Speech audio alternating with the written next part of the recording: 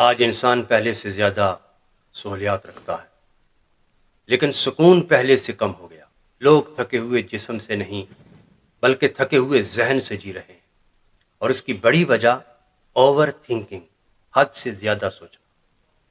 انسان رات بھر جاگتا رہتا ہے، ایک ناکامی، ایک خوف، ایک مستقبل، اور بار بار یہ باتیں ذہن کے اندر گھومتی رہتی ہیں۔ مگر میرا سوال یہ ہے کہ اوور تھنکنگ بڑھ کیوں رہی ہے؟ تو ناظرین، اس کی 3 وجوہات ہیں۔ پہلی وجہ یہ ہے کہ ہم نے خاموشی کھو دی ہے۔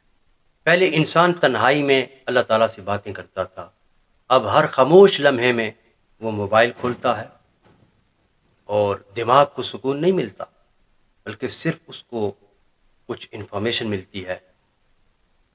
اور دوسری وجہ، لوگ اللہ تعالیٰ پر کم اور اسباب پر زیادہ بھروسہ کرنے لگے۔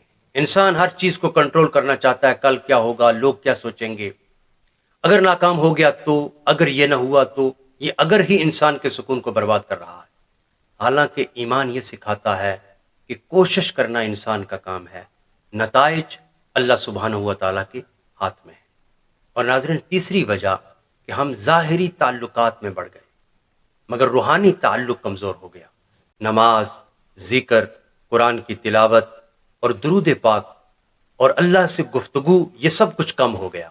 اور یاد رکھیں، جب دل اللہ کی یاد سے خالی ہو جائے تو دنیا کا شور بڑھ جاتا ہے، سکون ختم ہو جاتا ہے، خیالات اور سوچ بڑھ جاتی ہیں۔